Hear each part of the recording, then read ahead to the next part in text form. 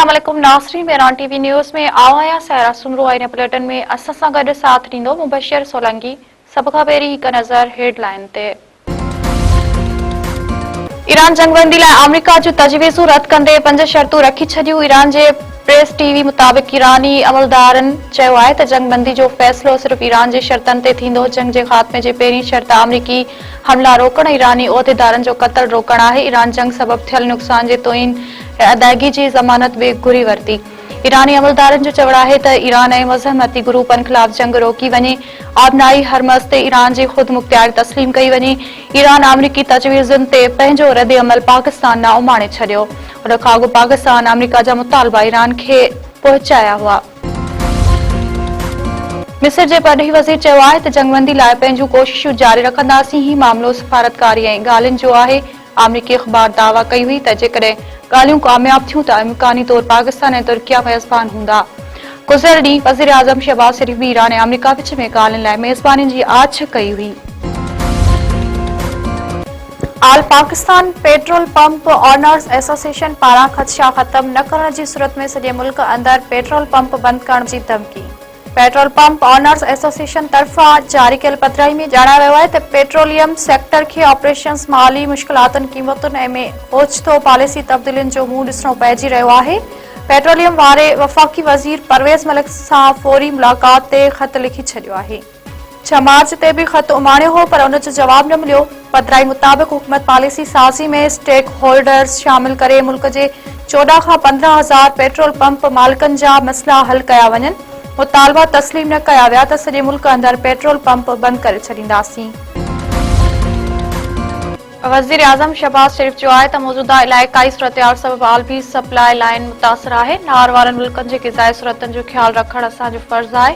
नार वारनि मुल्कनि खे घुर्बल खाधे पीते वारनि शयुनि जी फ़राहमी ऐं ग़िज़ाई तहफ़्फ़ुज़ जे हवाले सां समूरा लाॻापियल खाता नार वारनि मुल्कनि सां राब्ते में आहिनि। वज़ीर आज़म शहबाज शरीफ़ जी सदारत हेठि नार वारनि मुल्कनि खे खाधे पीते वारनि शयुनि जी फ़राहमी, पाकिस्तान जे बंदरगाह ऐं मेरी टाइम ऑपरेशन्स जे हवाले सां जाइज़ा इजलास। वज़ीर आज़म तरफ़ां नार वारनि मुल्कनि खे खाधे पीते वारनि शयुनि जी फ़राहमी जे हवाले सां हिकमत अमली ऐं इन वक़्त ताईं थियल अॻभराई ते इत्मिनान जो इज़हार। वज़ीर आज़म शहबाज शरीफ़ चयो आहे त मुल्की ग़िज़ाई ज़रूरतनि खे मुतासिर करण बग़ैर वॾी मिक़दार में मौजूदु खाधे पीते वारनि शयूं नार वारनि मुल्कनि में बरामद करण लाइ तेज़ी सां कमु कयो वञे। हुकूमती इदारनि जी सतह ते फ़ैसिला साज़ी में कंहिं बि क़िस्म जी देरि क़ाबिल क़बूल नाहे। कराची, गवादर ऐं ॿियनि अहम बैन अल-अक़वामी हवाई अॾनि ते फ्लाइट ऑपरेशन्स में इज़ाफ़े लाइ जामिया लाइ अमल तयारु कयो वञे। वज़ीर आज़म शहबाज शरीफ़ सां पीपी चेयरमैन बिलावल भुट्टो ज़रदारी जी मुलाक़ात। सिंध जो वॾो वज़ीर मुराद अली शाह, वज़ीर आला बलूचिस्तान सरफराज़ बुगटी ऐं वफ़ाक़ी वज़ीर बि शरीक। विच ओभर में चिकटाण ऐं मुल्क जे सियासी सूरतहाल ते ख़्यालनि जी ॾे वठि। वज़ीर आज़म तरफ़ां वॾनि वज़ीरनि खे सूबनि में सिमाल लॉकडाउन जे हवाले सां हिकमत अमली ते ब्रीफिंग।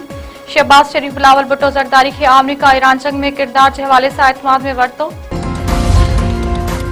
वज़ीर आज़म शहबाज शरीफ़ ऐं सऊदी वली अहद मोहम्मद सलमान विच में टेलीफोनिक राब्तो। सऊदी ख़बरूं एजेंसी मूजिबि ॿिन्ही अॻवाननि खिते में हलंदड़ चिकटाण ऐं ताज़े सूरतहाल ते ख़्यालनि जी ॾे वठि कई। इलाइक़ाई आलमी अमन ऐं इस्तिकाम लाइ सिफ़ारती कोशिशूं जारी रखण ते इतफ़ाक़ कयो। वज़ीर आज़म शहबाज शरीफ़ पारां सऊदी जे मुकमल हिमायत जे अज़म जो इज़हार। हमलनि जी मज़म्मत। शहबाज शरीफ़ चयो आहे त हमेशह मज़बूती सां सऊदी अरब सां गॾु बीठल रहंदासीं। ईरान ऐं अमरीका जंग जो ख़ात्मो चाहियूं था, ॻाल्हियुनि जी मेज़बानी करण जे लाइ तयारु आहियूं। अमरीकी सदर पारां ईरान में रजीम चेंज जो हदफ़ हासिल करण जी दावा। डोनाल्ड ट्रंप चयो आहे त ईरानी क़यादत ख़त्म करे छॾी, हाणे नई क़यादत आहे, असां उन खे रजीम चेंज चई सघूं था। मीडिया सां ॻाल्हाईंदे अमरीकी सदर वधीक चयो आहे त ईरान जी नई क़यादत मुआहिदो करणु चाहे थी। ईरान असांखे तेल ऐं गैस जे हवाले सां तमामु वॾो तोहफ़ो ॾिनो आहे। उहो तोहफ़ो तमामु क़ीमती ऐं हरमज़ वारे सामूंडी लंघ जे हवाले सां आहे। ईरानी फ़ौज ट्रंप जे ईरान सां ॻाल्हियुनि वारे दावा खे रद्द करे छॾियो। ख़ातमुल नबिया मरकज़ी हेडक्वार्टर जे तर्जुमान चयो आहे त पंहिंजी नाकामी खे मुआहिदो करार न ॾिनो वञे। छा अवियां जा अंदरूनी इख़्तिलाफ़ उन हद ताईं पहुची विया आहिनि जो अवियां पाण ई ॻाल्हियूं पिया करियो। ईरानी फ़ौज जे तर्जुमान वधीक चयो आहे त ईरानी क़ौम ख़िलाफ़ हमलनि जो ख़्यालु ज़हन मां कढण ताईं न तेल जूं क़ीमतूं अॻु जहिड़ियूं हूंदियूं ऐं न ई पुराणो निज़ाम बहाल थींदो। सीनियर सूबाई वज़ीर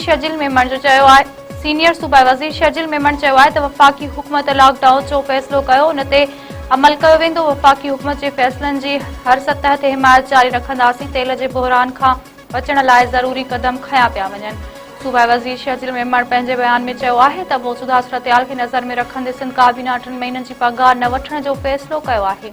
सिंध हुकूमत जे फ़ैसिले तहत गाॾियूं बि हारियूं वयूं आहिनि। जेतिरो मुमकिन थी सघियो घरनि में वेही कमु कजे। ही कंहिं फ़र्द जी न पर सभिनी जो गॾियल मसइलो आहे। खानवाड़ ऐं उनजे भरपासे वारनि ॻोठनि में ओड़े ते ज़ाब्तो न अची सघियो आहे। वधीक ॿ ॿार ज़िंदगीअ जी जंग हाराए विया। ॻोठ गुलाम नबी सोलंकी में ओड़ी में मुब्तला 7 वरियनि जो दिलबर पुट शाहनवाज़ सोलंकी ऐं 5 वरियनि जी आयशा धीअ आसिफ सोलंकी फौत थी वई। मासूम ॿारनि जा लाश अस्पताल खां घर पहुचण ते कोराम। ॻोठ की वेझो नींगर उरड़ी विगी फौत। केतिरा ई बाड़ा मर्ज़ में मुब्तला। ॻोठ बादल मक्सी में 5 वरियनि जो उमेर मक्सी वबा सां जहिड़ींदे फौत थी वियो। वारसनि में कोराम। ॻोठाणनि जो चवणु आहे त ॻोठ इलाइक़े जा केतिरा ई ॿार उरड़ी जे मर्ज़ में मुब्तला आहिनि, पर सिहत खाते तहरीक नाहे वरितो। डॉक्टरनि जूं टीमूं मोकिले मासूम हयातियूं बचायूं वञनि। मीरपुर माथिलो भरिसां क़ौमी शाहरा ते ट्रालर जो टक्कर लॻण सबबि मोटरसाइकिल सवार ॻोठाणो फौत। फौती ॻोठाणे जे ॻोठ नओं कोट जे रहवासी घोसबख्श गोलू तौर सुञाणप। अस्पताल मां ज़रूरी कार्रवाई बैदि लाश वारसनि जे हवाले। हैदराबाद में हथियारबंदनि जी फायरिंग में 1 ॼणो क़तल। वाधूवा रोड ते हथियारबंदनि फायरिंग करे हुसैनाबाद जे रहवासी अरबाज़ राजपूत खे क़तल करे छॾियो। क़तल जी वारदात पर जवाबदार आसानी सां फरार थी विया। अस्पताल मां ज़रूरी कार्रवाई बैदि मक़तूल जो मड़ वारसनि जे हवाले। का बि गिरफ़्तारी अमल में न आई। मशाइख़ वेझो नगर बारकर वासी पौरतनि जे झूपड़ियुनि खे बाहि। 3 ॿारड़ियूं सड़ी फौत। ॻोठ थरछी में लाभारे ते आयल पौरतनि जे जुगनि में ओचितो बाहि बरक़ी थी। सोट ॿारड़ियूं 4 वरियनि जी कंवल ऐं 5 सालनि जी प्रिया दास सड़ी फौत। सड़ी ज़ख़्मी थियल कविता नवाबशाह में दम ॾिनो। वाक़े बाद गरबातनि में कोराम बरपा। वारसनि जो चवणु आहे त हू लाभारे ते वियल हो। पोयां जुगनि खे बाहि लॻी वई। बख्शापुर वेझो तुरिन में पुराणे कारे तकरार तां फायरिंग। 4 औरतूं मरणिंग। ॻोठ विलायत डोमकी जी टोमकी दुरिन में अजहिड़ो हिक ॿिए मथां हथियारनि जा मुंहं खोले छॾिया। फायरिंग में ॿिन्ही दुरिन जूं 4 औरतूं मिसमात नुसरत तनूली कलसूम ऐं मिसमात खानज़ादी सख़्त ज़ख़्मी। 2 औरतुनि जी हालत नाज़ुक। वाक़े बाद दुरिन में छिकताण तइज़। हिक दुर जे माण्हुनि जो इंडस हाईवे ते एहतजाज। जवाबदारनि जी गिरफ़्तारी जो मुतालबो। पुलिस जो चवणु आहे त वाक़ियो पुराणे तकरार सबबि पेश आयो आहे। वधीक जांच कई पई वञे।